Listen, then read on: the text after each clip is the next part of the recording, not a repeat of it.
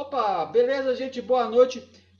Mais um episódio, uma entrevista com... Hoje eu tenho o prazer de conversar com Alberto Magno, dentista, militar, foi presidente do CRO de Minas Gerais, talvez seja uma das pessoas, talvez não, é uma das pessoas que mais conhece sobre essas resoluções e sobre como o CRO e como o CFO fazem esses trâmites. Nós vamos conversar aqui sobre resoluções, sobre a vida e muito mais. Hoje a nossa conversa vai ser bem legal aqui com o Dr. Alberto.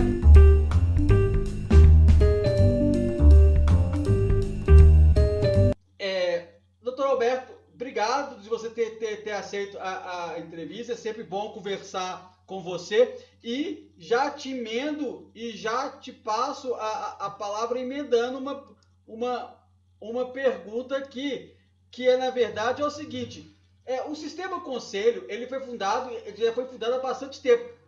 Na sua opinião, você não acha que está na hora da gente pensar num reformular o sistema conselho ou não? Ou ele funciona adequadamente? Primeiro, agradeço o convite, para mim é uma honra estar aqui. E essa pergunta, eu gosto muito dela, porque a pergunta que nós todos fazemos sempre: vale a pena pagar o conselho? Porque eu digo uma coisa: se o conselho cumprir o seu papel, e o seu papel é muito importante, não só vale a pena, como nós teríamos orgulho de dizer que nós pertencemos àquele conselho.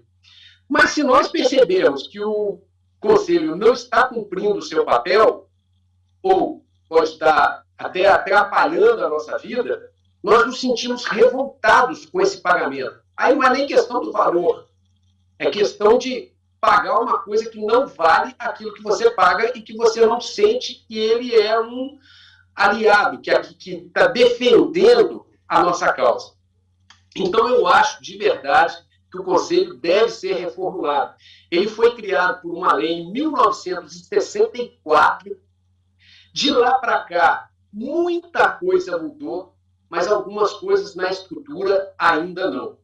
E é lamentável também a gente saber que algumas pessoas estão no Conselho não para beneficiar a classe ou para beneficiar a sociedade, porque o Conselho serve para as duas coisas.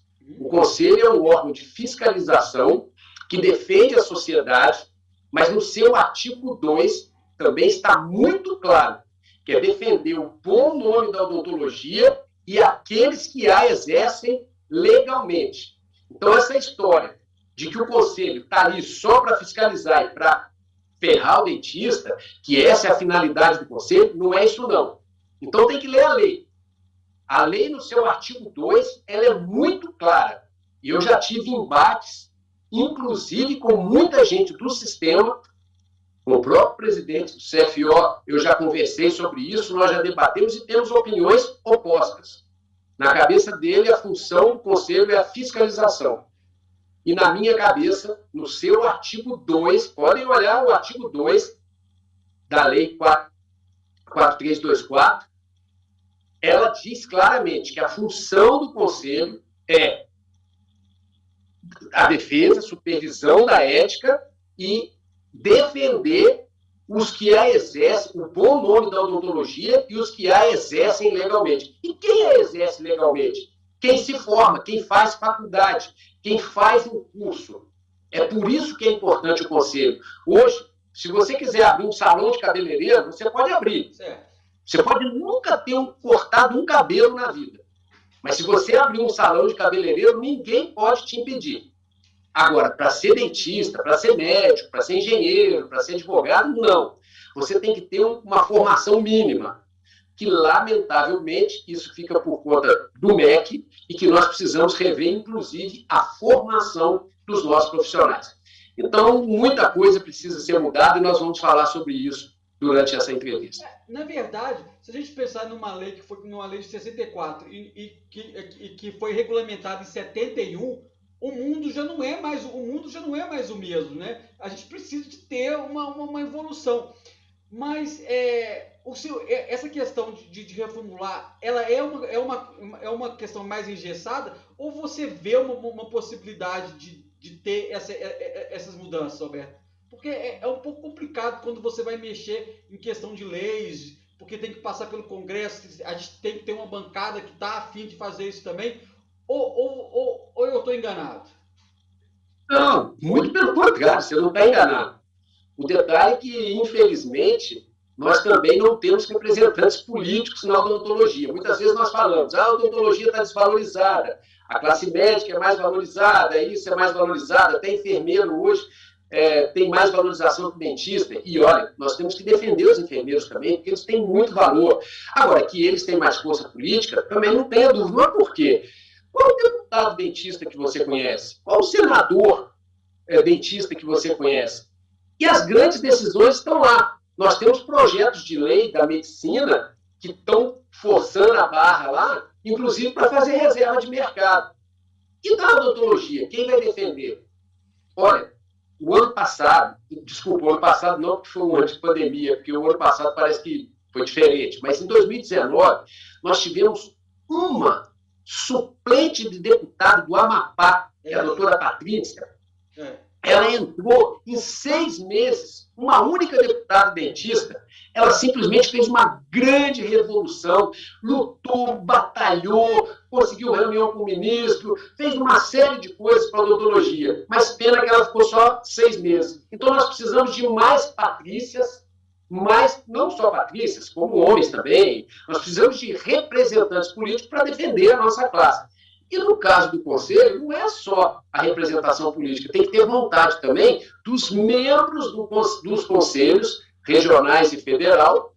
Nós temos que ter vontade política de mudar, porque se nós tivermos um projeto bacana, nós mudamos. Mas quando vai falar sobre reformar, aí mexe com quem está no poder. Mexer com quem está no poder para mudar alguma coisa não é tão simples. E a nossa classe precisa participar um pouquinho mais. É verdade, quando a doutora Patrícia estava como deputada, se eu não me engano, ela até agilizou um pouco aquela parte da teleodontologia, da telesaúde, acho que foi até um dos projetos dela.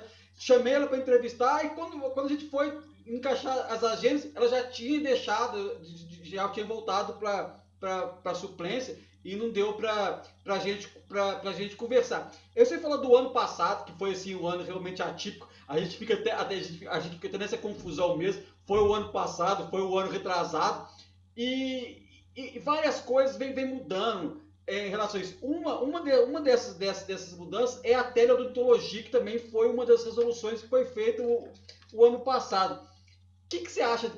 Você acha que essa resolução ela veio ajudar a odontologia? Você acha que foi no momento certo mesmo ter feito? Ou já podia ter feito isso há mais tempo, Alberto? É complexo a gente falar sobre o momento que deveria ter sido feita, como deveria ter sido feita. Algumas coisas vão evoluir. Não adianta a gente querer brigar com isso.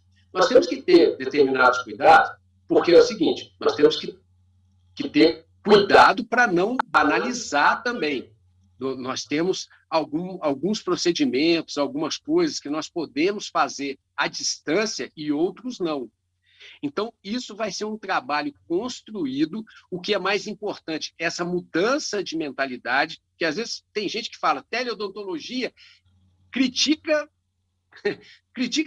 sem saber nem o que está acontecendo.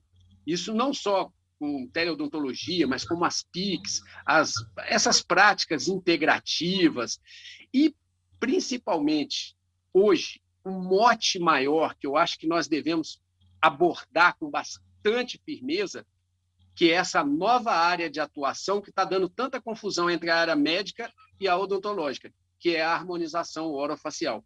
Eu acho que é um assunto que vale a pena a gente discutir sobre leis, sobre reserva de mercado, sobre as resoluções, sobre tudo que está acontecendo para defender a odontologia. Eu lembro que quando a gente estava sob júris com os médicos, você foi um dos muito atuantes nessa questão da harmonização orofacial. Eu acredito que foi até um dos mais atuantes nessa questão de vanguarda, de mudar essa posição. A gente teve muito problema, igual você falou, acho que foi em 2018, né, que a gente estava impedido de fazer alguns procedimentos da harmonização orofacial, justamente que os médicos estavam apoiando em resoluções que tinham feito pelo próprio Conselho Federal. Aí passou, evoluiu, a gente conseguiu essa vitória, ótimo. Aí, inclusive, a harmonização orofacial tornou uma especialidade da odontologia, é a única profissão da área de saúde onde que a harmonização orofacial é realmente uma especialização, e isso ajudou a gente bastante. Mas aí vai acontecendo, como você falou, vai evoluindo e vai acontecendo alguns atropelos. Especificamente na resolução 230, eu vou dar a minha opinião e vou pedir a sua. Você não acha que foi um pouco de um retrocesso que a gente teve nessa questão, que pode ser que outra vez vai usar os termos que estão na resolução contra os dentistas, ou eu estou fazendo uma interpretação assim, leiga da resolução, Roberto? A sua interpretação não está leiga. Quer dizer, nós podemos dizer que nós somos leigos porque nós não somos advogados. Então, uma interpretação pode ser considerada leiga neste sentido. Mas, tirando esse sentido, é complexo você falar dessa resolução 230. Porque o que acontece? Olha bem, as leis, em nenhum momento proíbe o dentista de trabalhar dentro da sua área de atuação. E, lamentavelmente, nem quem trabalha em ROF, nem quem é cirurgião bucomaxilo ou quem trabalha em ROF, muitas vezes não sabe o que é a área de atuação do cirurgião dentista. E é lamentável isso, porque acaba tendo má informação, troca de informações do eu acho, e esse eu acho acaba com a odontologia, porque às vezes tem brigas de determinados setores da bucomaxilo com a harmonização orofacial. É uma confusão que é tão simples. Quer dizer, desculpa até falar que é tão simples, porque realmente envolve muito estudo. Hoje eu tenho um conhecimento mais sedimentado, mas assim, baseado em muitas leis, em muitos trabalhos e muita coisa. Bom, vamos lá. O que é odontologia? A primeira vez que a odontologia foi chamada que a área do cirurgião dentista foi chamada de sistema estomatognático foi em 1954. Meu Deus, eu ia falar o nome do autor aqui agora, me fugiu agora. E é um trabalho que eu fiz. Nós publicamos esse trabalho. Certo. 1954, nossa, me perdoa, mas eu esqueci o nome, eu ia citar o autor aqui agora. Mas ele citou em 1954 que o aparelho mastigatório, que é a área da odontologia, ele tem que ser olhado de forma dinâmica. E essa forma dinâmica, ele chamou de sistema estomatognático. Quando ele fez isso, ele transformou a visão da odontologia. Que o nome odontologia, inclusive, ele é muito pobre para o que é a nossa profissão. É um nome consagrado, tanto que tem grupos aí que defendem a mudança para a medicina orofacial. E no nome eles têm, inclusive, razão. Mas se vai mudar ou não, eu não quero entrar neste mérito, mas odontologia é estudo de dente, e isso não é a nossa profissão. Mas é um nome consagrado. E aí, quando nós falamos sobre sistema estomatognático, tudo que envolve a mastigação, a respiração, a alimentação, a deglutição, a postura facial, a estética facial, inclusive a postura do corpo, tudo que envolve cabeça e pescoço, face, cabeça e pescoço, é odontologia. Sim. O que na face não é área da odontologia? O olho. Mas o olho não participa da mastigação, o olho não participa dos movimentos dos músculos, nada. Então, tecido duro e tecido mole, que envolve a região todinha da face e que envolve a mastigação, esse sistema estomatognático, tudo isso é odontologia. E aí eu pergunto, Para dar exemplo, para ficar bem claro, veja essa foto que está aí agora, por exemplo, desse facão que entrou na face de uma pessoa. Vamos colocar para ficar bem claro. Veja bem essa foto. Se eu pegar um facão e entrar na pessoa e cortar da forma como está nesta foto, eu pergunto para você, isso é trabalho do cirurgião dentista? Qualquer um vai dizer, é trabalho do cirurgião dentista. Nos hospitais, quando há fraturas de maxilares, de mandíbula, de côndilo, quem consegue devolver a estética facial e, principalmente, a função do sistema estomatognático é o cirurgião dentista. O médico não tem esse conhecimento, ele não estuda a oclusão, ele não estuda movimentos mandibulares, ele não estuda essa postura facial da mesma forma que o cirurgião dentista. Então, vamos lá. Agora, vamos imaginar. Eu peguei o mesmo facão e estou tentando entrar e machucar a pessoa. No meio do caminho, eu desisto e dou um cortezinho só aqui. Dou um cortezinho. Certo. Esse cortezinho que eu dei é muito menos complexo de ser resolvido do que o que está na foto. Sim. E aí eu pergunto, se eu der um cortezinho à toa, isso vai ser considerado só estética? Aí o dentista não pode fazer? Sim. É muito claro o direito quando diz quem pode mais, pode menos. Porque se eu não puder fazer um cortezinho à toa, eu não poderia fazer jamais esse corte com esse facão. Agora vamos imaginar uma outra situação. Não tem corte, não tem facão, não tem nada. Tem um defeitozinho aqui na aba do nariz. Então, como que eu proíbo a lectomia? Nós precisamos discutir isso com o CFO, com o presidente do CFO. Por quê? Porque eu acredito que ele tenha tido boa intenção em fazer essa resolução. Mas, legalmente, nós somos permitidos a fazer.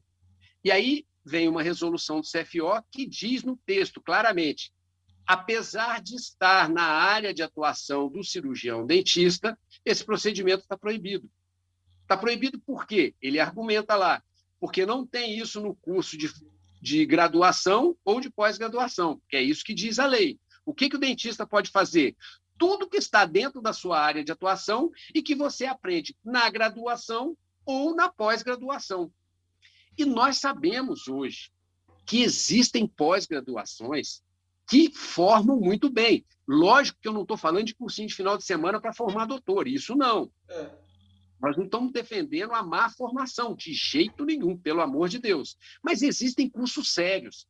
E aí, como é que uma pessoa faz um curso sério, aprende a fazer essas cirurgias menores no nariz, e aí ele pode fazer o grave e não pode fazer o leve?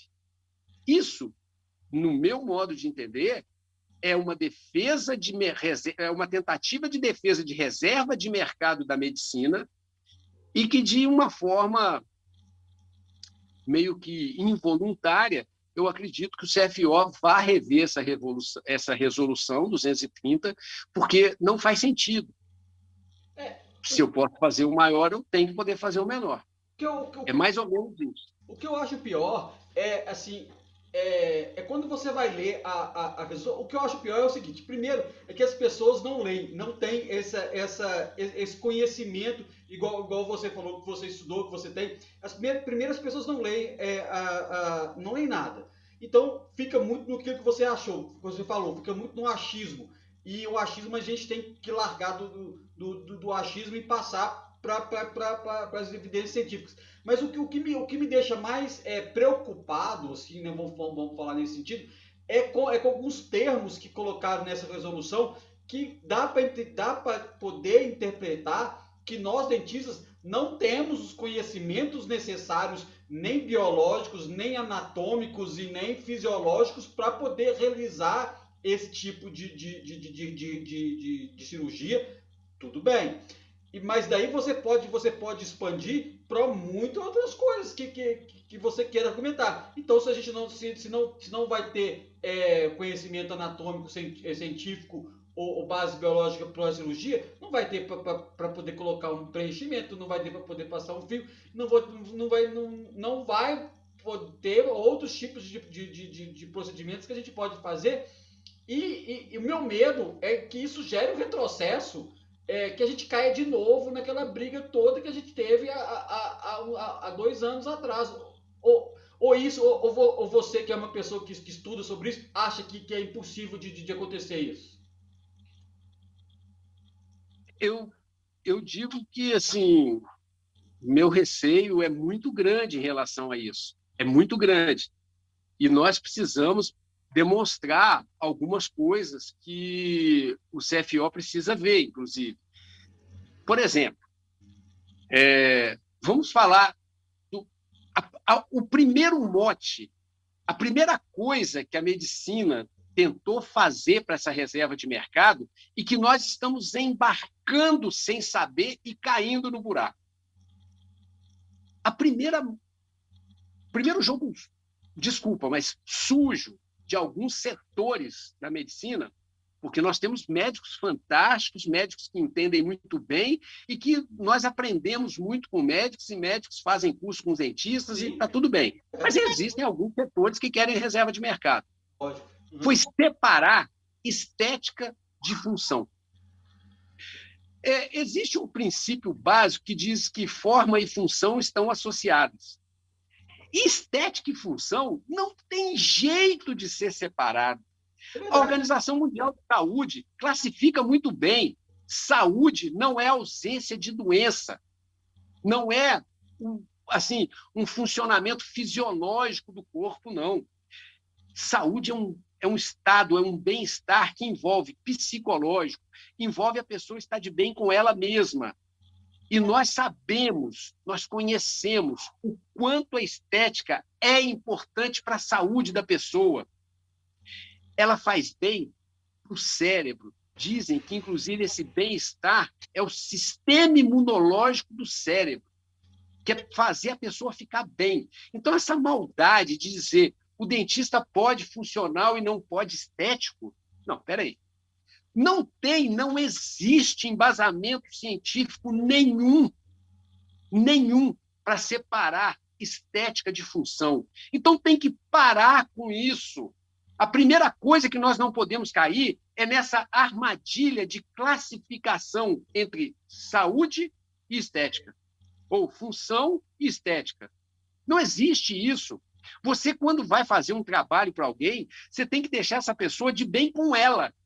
Se você faz um ótimo trabalho funcional e transforma a pessoa num monstro, você não vai fazer com que ela conviva na sociedade. Verdade. E essa pessoa que não convive na sociedade não tem saúde. Então, vamos parar com isso. E aí, o que aconteceu? Isso aconteceu há muitos anos, já para 1996, 98, quando, dentro dos hospitais, os médicos viram que os dentistas sabiam fazer e recuperar a estética da face muito bem e muito melhor, desculpa, mas muito melhor que eles. Só que dentro dos hospitais, quem manda? Quem manda é o médico. E aí, os médicos chamaram, o CFM chamou o CFO na época e fez a primeira resolução, que lamentavelmente, o CFO perdeu uma oportunidade, mas vocês vão entender, é a resolução 1936 do CFM e a resolução 3 do CFO. Aí ela dizia o seguinte: dentro dos hospitais, se tiver equipe médica e odontológica, se o trabalho for da área em comum, o chefe sempre será o médico. Sempre. Sempre. O chefe é sempre o médico. E que, se for estético funcional, o dentista estava liberado para fazer, mas se fosse só estético, era só do médico. E fizeram isso em 1996. Tudo bem. Era a verdade da época, odontologia na época. Tal. E acabou como os médicos mandavam mais, e era eles que estavam dentro dos hospitais, tudo bem. O CFM aceitou, o CFO aceitou e vamos embora. Aí, o que aconteceu? Olha o tiro no pé da medicina. Dentro dos blocos cirúrgicos, quem era o chefe? Não era o médico? Tinha uma equipe médica e odontológica. Quem era o chefe? O cirurgião dentista ia fazer aquela reconstrução da cabeça inteira. Quem que estava no bloco cirúrgico operando? Era o cirurgião dentista. O que o médico estava fazendo lá? Só o anestesista. Ele que estava junto acompanhando o cirurgião dentista. Mas a cirurgia toda era realizada por quem? Pelo cirurgião dentista. Aí o que aconteceu? Quando dava sucesso, maravilha, a grande maioria. Mas quando dava problema, o responsável era o médico. Aí o que aconteceu? Em 2010, os anestesistas chamaram o CFM e falaram: para aí, quem faz cirurgia no bloco lá é o cirurgião dentista. Quem está fazendo tudo é o cirurgião dentista. E a responsabilidade, se der errado, é minha. E eu sou anestesio. Aí o que aconteceu? Em 2010, o CFM chamou o CFO e falou: opa, nós precisamos mudar o artigo 1, porque o artigo 1 dizia: se está na área de comum entre médicos e dentistas, o chefe é o médico, então a responsabilidade é do médico. E no artigo 2 dizia que, se fosse estético funcional, podia o dentista, mas não podia o médico. Não podia o dentista e era só do médico. Aí o que aconteceu? Chamaram o CFO e falaram: precisa mudar o artigo 1, porque quem está fazendo a cirurgia sozinho é o dentista. A responsabilidade é do dentista. Então, nós vamos mudar o artigo 1. Na hora que tiver procedimento eletivo, o chefe é quem estiver fazendo. É o que indicou a cirurgia, é o que está fazendo a cirurgia. Se for o dentista, é o dentista. Se for o médico, é o médico. Está combinado? Combinado. Essa era a hora. Esta era a hora. O CFO falou: perfeito. Só que procedimentos mais graves, estéticos funcionais, nós podemos fazer. E por que estético só é da medicina? Não pode. Não existe essa diferença. Só que, lamentavelmente, o CFO não fez isso. E editaram a resolução famosa 100. É aquela famosa resolução 100 do CFO, que é a 1950 do CFM. São a mesma resolução em conjunto. E aí os médicos conseguiram passar toda a responsabilidade para o dentista de todos os pepinos, de todos os abacaxis, e o filezinho, quando fosse só estética, eles mantiveram o artigo 2 e continuaram dizendo: se for estético funcional, é da odontologia, se for só estético, é da medicina. Então, esse foi o primeiro absurdo que o CFO, lamentavelmente, aceitou em 2010. Porque em 1996, tudo bem, era outra realidade, a gente precisava regulamentar no hospital. Mas quando os médicos perceberam que eram os dentistas que faziam, os casos graves eram dos dentistas, que eles tinham responsabilidade, que eles faziam sozinho, que tal. Aí os médicos falaram: não, a responsabilidade é deles. A responsabilidade é deles, os pepinos são deles, o filezinho é nosso. E o CFO, na época, aceitou e fez a resolução 100. Lamentável. Foi aí que começou essa brincadeira aí. Então, a primeira coisa, e aí o ano passado, agora, aí já é o ano passado mesmo, a própria medicina revogou essa resolução, e o que deveria ter sido feito, inclusive, pelo CFO, no meu modo de ver, mas não foi feito. Então, começa por aí. E lembrando sempre, as leis, aí eu posso falar uma série de leis aqui, as leis nos garantem o direito à autonomia de diagnóstico, de prescrição, de realização de procedimentos cirúrgicos e também de liberdade de diagnóstico para atuar e tratar dentro da nossa área de atuação. O que é mais importante a gente saber? O que é a nossa área de atuação? E aí eu pergunto a você e a todos os cirurgiões dentistas. Orelha é a área de odontologia ou não? Olha que pergunta. Orelha, o que você acha? É a área da odontologia ou não? Aí nós precisamos entender. Olha bem,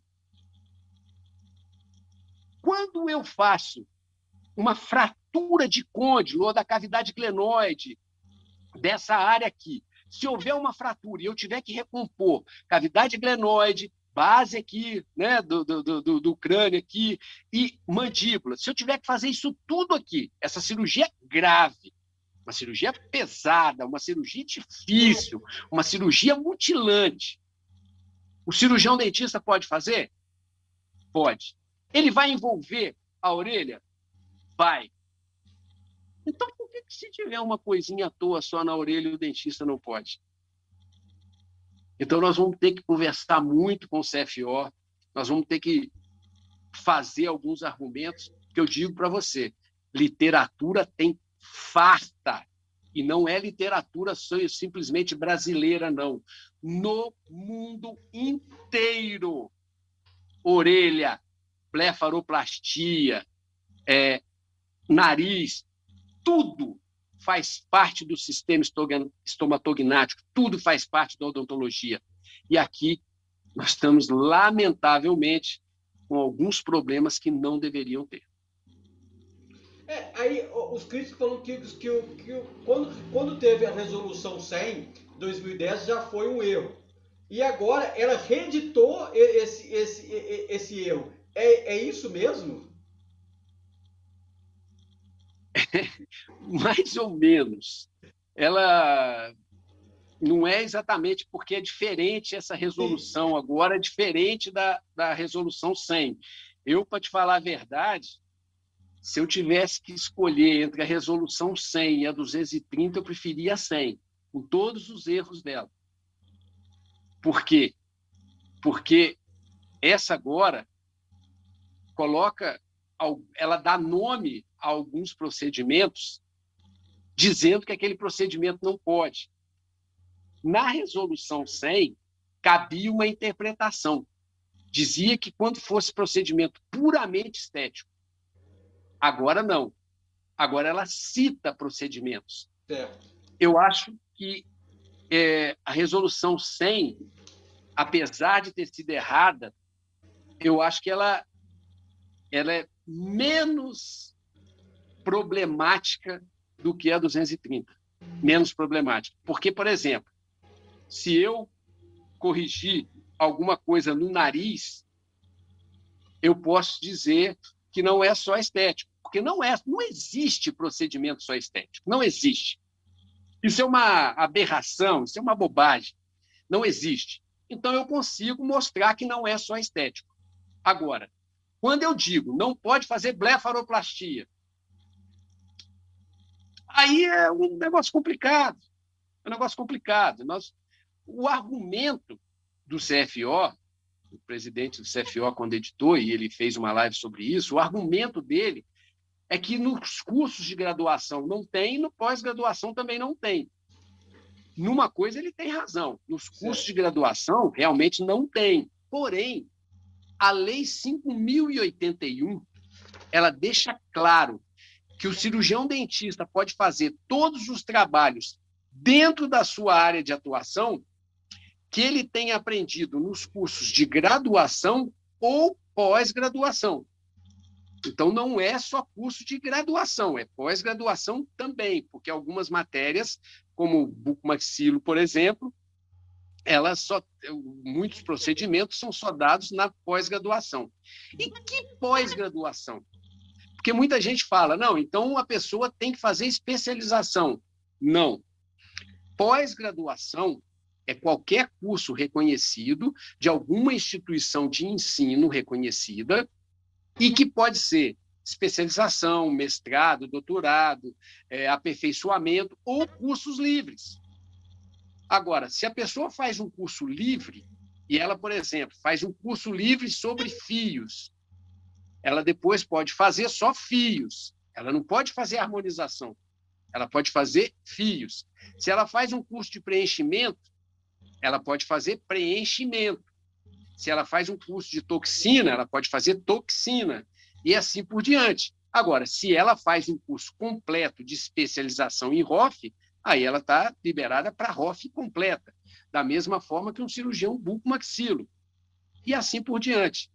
Então, assim, eu acho complexo, porque hoje nós temos uma vasta literatura comprovando que vários desses procedimentos que são ditos proibidos pela Resolução 230, eles são perfeitamente estudados, inclusive nos cursos de bucomaxilo, nos cursos de harmonização, de Hoff. Eu tenho uma certa dificuldade, então, para entender qual a razão de se proibir de uma maneira geral. O que, no meu entendimento, deveria acontecer é uma proibição de procedimentos que não estão dentro da nossa área de atuação, e isso a resolução diz, aí está tudo certo, fora da nossa área de atuação. E uma regulamentação de alguns procedimentos que não existem na graduação, regulamentar a pós-graduação. Porque, por exemplo, uma analogia que nós podemos fazer, a forma de se acabar com acidente de trânsito é proibir carro andar na rua? Sim. Não é por aí. Nós não podemos simplesmente dizer vão acabar todos os acidentes de trânsito. Nós não vamos deixar mais carro circular. Não é assim que funciona. Nós temos que regulamentar. Agora, vão acontecer acidentes de trânsito? Vão. Vão ter motoristas imprudentes? Vão. O que nós fazemos? Punimos os motoristas imprudentes. Punimos aqueles que não têm habilitação. É assim que funciona em toda e qualquer área. Por isso que proibir procedimento dentro da nossa área de atuação por pessoas sérias e que se formam para isso, no meu modo de ver, não é o melhor caminho. Certo. Aí deixa eu te colocar, então, algumas ponderações.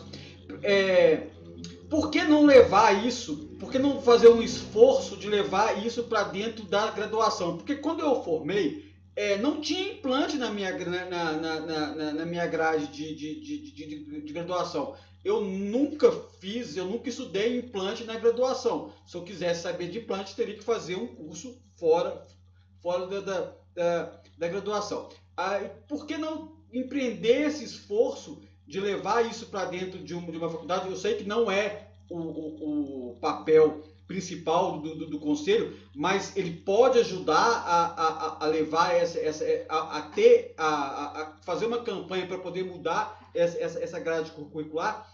E dois, não seria também ainda um requisito da resolução 196 que o CFO também fez assim e ficou um pouco confusa e de repente começou a colocar a ter uma inundação de imagens de cirurgias de blefaro, de alectomia, de cirurgias de ouvido.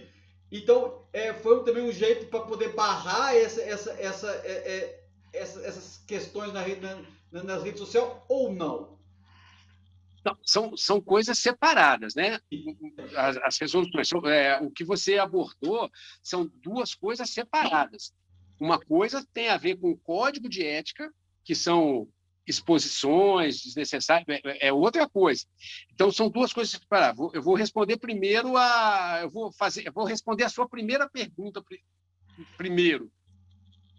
As faculdades já estão iniciando a colocar a harmonização. Não tinha antes porque não era. E como você falou, não tinha implante, não tinha matéria na faculdade.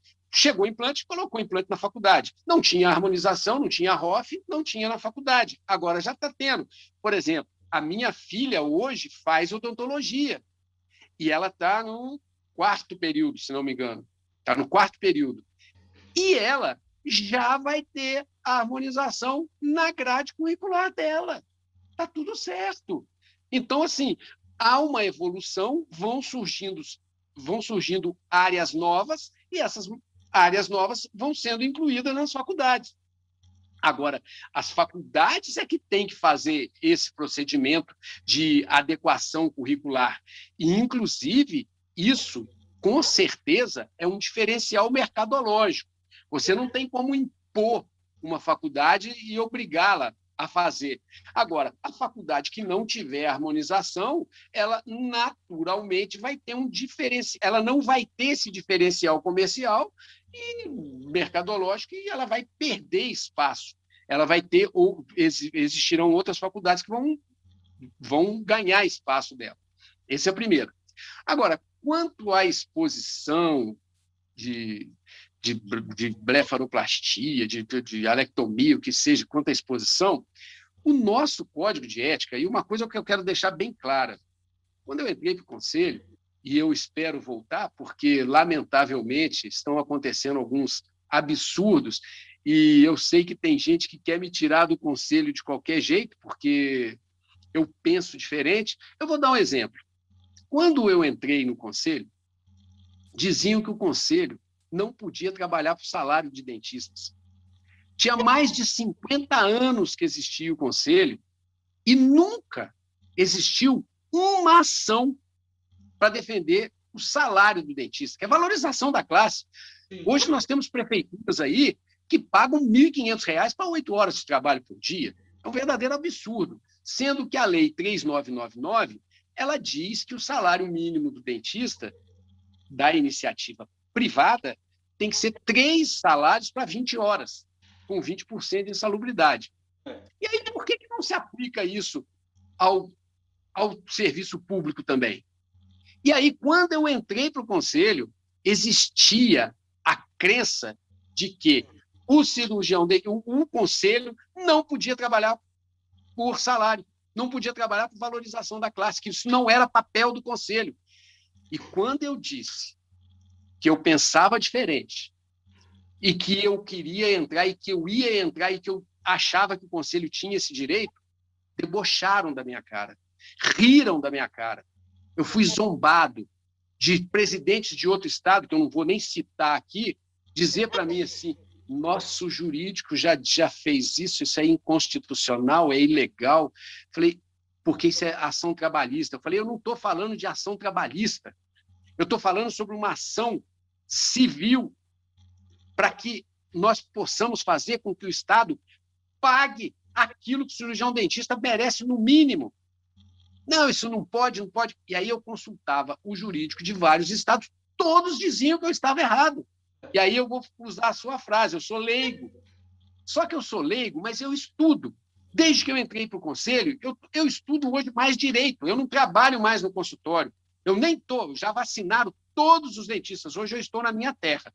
Já vacinaram todos os dentistas da minha terra. Eu não fui lá vacinar. Por que eu não fui lá vacinar? Porque eu não estou atendendo clinicamente. Então, a gente tem que deixar bem claro, é um direito nosso, como cirurgião dentista que trabalha no consultório, quer seja público ou particular, de tomar a vacina. Mas eu não estou trabalhando e eu não vou furar a fila. Mas os dentistas não estão furando fila, eles têm o direito de fazer. E aí, do mesmo jeito, eu cheguei lá e falei, gente, nós temos o direito, nós temos que valorizar a classe. Riram, debocharam. Aí sabe o que eu fiz? Conversei com o advogado que nós tínhamos no Conselho na época, que era o doutor Érico Servando, e falei, olha, a minha ideia é essa. Ele falou, não, desse jeito dá. Era o único advogado, o único que entendeu o que eu falei e que criou a estratégia para que nós pudéssemos fazer. E aí nós tivemos, depois de mais de 50 anos de Conselho, todo mundo debochando da minha cara, nós fomos lá contra São Tomé das Letras e ganhamos a primeira ação para que pagasse o salário mínimo do dentista. Hoje, vários estados copiaram o trabalho que fui eu que desenvolvi. Só que eu fiz isso contra tudo que estava acontecendo no Conselho. Hoje tem gente aí que está tentando dizer que seguiu o trabalho que eu fiz e está querendo ser pai da criança. Mas eu fui até debochado na época quando eu disse isso daí. Bom, tudo bem. Eu lembro. Aí, pois é, nós fomos primeiro. Agora, várias ações, infelizmente, estão piorando as nossas ações. Eu não quero explicar aqui. E aí, o que acontece em relação a essa exposição de mídia, essa divulgação, essa coisa que acontece na internet? Eu também fui o primeiro a defender o antes e depois. Eu tomei processo por causa disso. Por quê? Porque a população precisa conhecer o nosso trabalho. Nós não podemos fazer propaganda enganosa. Eu tenho um pensamento diferente em relação ao código de ética de todos os conselhos. Eu tenho diferente, sim. Tenho, não tenho vergonha nenhuma de falar. Eu tenho, mas eu não estou defendendo aqui a publicação errada, a propaganda enganosa. Eu não estou defendendo nada disso. Do mesmo jeito que eu defendi o salário do dentista, do mesmo jeito que debocharam da minha cara, que riram e que me combateram, hoje, todos que estão no conselho sabem que fui eu que abri essas portas. E do mesmo jeito eu digo, fui eu que abri as portas para o antes e o depois ser regulamentado. Tomei processo por causa disso, mas hoje já é mais aceito. Agora, tem abuso? Tem abuso. Vamos combater os abusos, mas não da forma como está naquela resolução. Aquela resolução tem algumas coisas que são parecidas com essa 230. Quando eu digo numa resolução, pode fazer o antes e o depois, mas não pode expor tecido biológico. Sim. O dente é o quê? O rosto é o quê? Se você for seguir a resolução, você não pode colocar nem o rosto, né? Não, você não pode colocar nem o dente, você não pode colocar antes e depois. Pode. Então, nós precisamos começar a trabalhar essas resoluções. Nós precisamos que haja um maior diálogo, porque eu tenho certeza que o presidente do CFO quer o melhor para a odontologia. Sim. Se ele quer o melhor para a odontologia, vamos sentar, vamos conversar, vamos fazer de uma maneira que seja boa e que seja... Você disse muito bem antes, são resoluções confusas que a pessoa lê e depois que lê ela não sabe o que pode e o que não pode. E aí, uma resolução que vem e mais confunde do que explica, eu acho que nós temos que sentar, conversar e achar um melhor caminho. E é isso que eu defendo e proponho. Isso, aí eu vou já te fazer emendar as outras perguntas aqui. Na verdade, não vou ficar tomando muito seu tempo, mas já vou emendar algumas perguntas. Quando você falou que foi a primeira pessoa que foi a favor do antes e depois, e eu confirmo isso, que eu vi que na época você era realmente uma pessoa muito atuante sobre isso, e foi uma época que eu também estava muito atuante sobre isso. E você foi uma pessoa muito atuante sobre isso. E o que eu sinto é que na época da sua gestão, era uma gestão mais de vanguarda. E hoje em dia a gente está numa gestão mais de retrocesso. É verdade esse sentimento meu ou não? Sinta-se à vontade para você responder ou não. Eu sou suspeito para falar sobre a minha gestão. Eu sou suspeito para falar. Eu acho que assim, seria até assim, eu falar sobre mim é complicado. Eu agradeço as suas palavras, eu falo para você que eu fiz o meu melhor e eu digo para você, eu gostaria muito de ver um redirecionamento do nosso conselho. E eu vou tentar, de uma maneira ordeira, de uma maneira organizada, buscar esse redirecionamento. Porque, na minha opinião, eu digo isso porque eu já conversei isso com o presidente do CFO, num congresso que teve da dentista facial no Rio, inclusive. Eles convidaram o presidente do CFO e vários presidentes de CRO de vários estados, e aí o presidente do CFO disse, inclusive lá, que ele pensava diferente de mim, que na cabeça dele o papel do conselho é a fiscalização da ética. Esse é o papel fundamental e que essa era a função do conselho. E eu disse que, segundo o artigo 2, eu não estou inventando, eu não estou criando da minha cabeça. Eu estou dizendo de uma maneira clara. O artigo 2 da Lei 4324, que regulamenta os conselhos, ela diz o quê? É a supervisão da ética. E olha, não é nem a palavra fiscalização. No artigo 2, que diz a finalidade dos conselhos, não está escrita a palavra fiscalização. Ela está em outro artigo, que agora não lembro se é o 7º, num parágrafo. Não era Não é no artigo. Então, o artigo 2 diz o quê? Diz o seguinte, a função do conselho é supervisão da ética e trabalhar pelo bom nome da odontologia e dos que a exercem legalmente. Se quem a exerce legalmente é o cirurgião dentista, se eu tenho que trabalhar para quem exerce legalmente, eu tenho que trabalhar para o cirurgião dentista. Então, ele é um órgão de defesa da sociedade? Sim. E como que é essa supervisão ética? Não é para ficar buscando o problema do dentista, espezinhando o dentista, não. Tem que acabar com isso. O trabalho do CRO, defendendo a sociedade, principalmente, é contra falso dentista, contra ilegais que exercem a odontologia. Por exemplo, quando nós entramos no conselho, a primeira coisa que aconteceu foi a gente trabalhar contra esse absurdo de gente que abre consultório sem estar formado. Isso não pode. Se não pode, nós prendemos, junto com a Polícia Militar, só naquele primeiro ano, 26 pessoas. Então, esse é o trabalho de defesa da sociedade. Esse é o trabalho de supervisão ética. Não é ficar espezinhando, apurrinhando o dentista, não. É fazer a defesa da odontologia, a defesa daquele que é bem informado, a defesa do bom trabalho. Esse é o trabalho de supervisão ética. E trabalhar pelo bom nome da odontologia. Porque se eu estou fazendo isso, eu elevo o nome da odontologia. E dos que a exercem legalmente. Não deixando que aconteçam esses absurdos com os convênios. Então, eu vou te dar mais um exemplo. Agora, eu quero ver alguém dizer que não é verdade. Em 2008, o CFO, ABO Nacional, os sindicatos, ABCD, ajuntaram todos para defender o cirurgião dentista contra convênios e credenciamentos.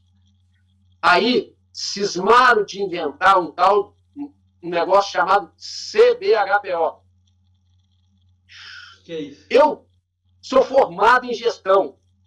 Eu tenho MBA pela Fundação Getúlio Vargas, eu tenho vários cursos de gestão. E em 2008, eu já estava até, ou eu estava cursando, ou eu já tinha formado até em pós-graduação, eu já tinha especialização em gestão da saúde. Quando eu peguei o trabalho da CBHPO, que era para defender esses valores ridículos que os convênios pagam, quando eu vi o trabalho, eu falei, isso vai dar errado, está tudo errado. Quando eu falei isso, diziam para mim o seguinte, o Brasil inteiro, todos os estados, todos os conselhos, a ABO Nacional, a ABCD, todos os sindicatos estão defendendo, só você que está contra. Você acha que quem está certo ou quem está errado?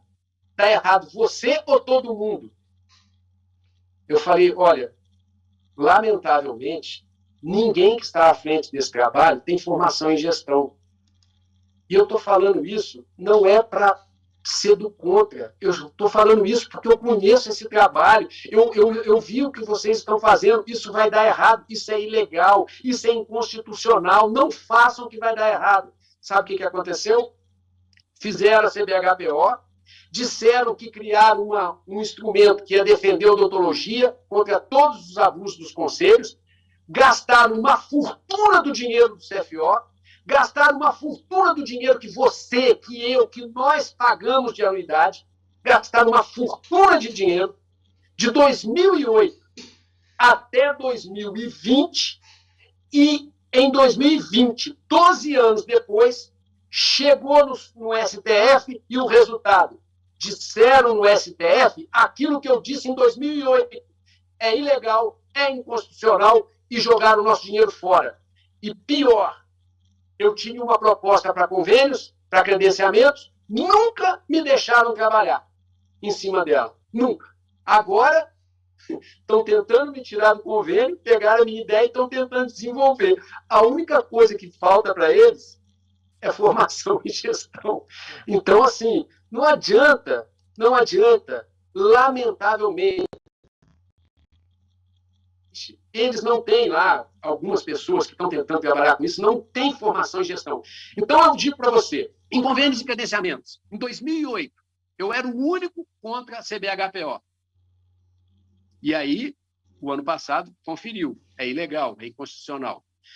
Eu fui o primeiro que batalhei sobre antes e depois.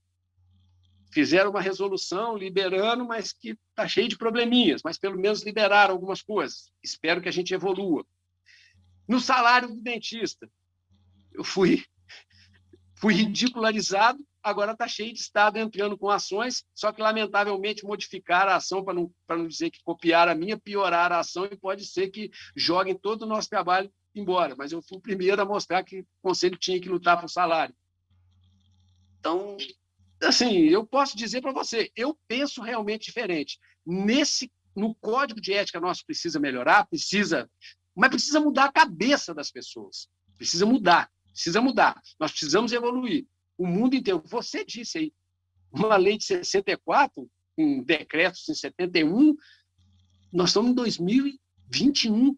Não é possível que a cabeça vai continuar do século passado. Para a gente terminar aqui, então agora, como você está debaixo da minha agulha, eu vou dar uma ficada no você. Na resolução 199, na resolução 166 e na 230, são resoluções ruins, mal escritas, que deveriam ser revogadas ou não? Você me coloca numa situação delicada. Eu digo para você que eu iria escrever de uma outra forma. É o que eu posso falar, porque senão já tem tanta gente querendo me processar, me fazer. O que eu digo para você é o seguinte: eu não desisti de trabalhar no CFO, eu não preciso no CRO, desculpa, eu não preciso desse trabalho, eu gosto de fazer. A minha filha faz odontologia, eu quero construir um mundo melhor para ela, eu luto por aquilo que eu acredito, e eu digo, enquanto prevalecer da forma como está, com essa cabeça da forma como está, eu vejo com muita preocupação a possibilidade de uma mudança que vá trazer realmente benefícios concretos à classe. Certo.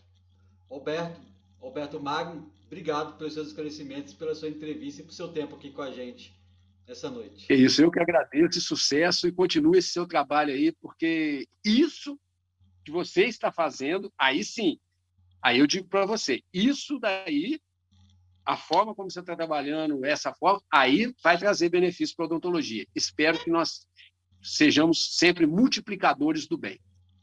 Isso mesmo, multiplicadores do bem. Obrigado e boa noite, Roberto. Boa noite, obrigado.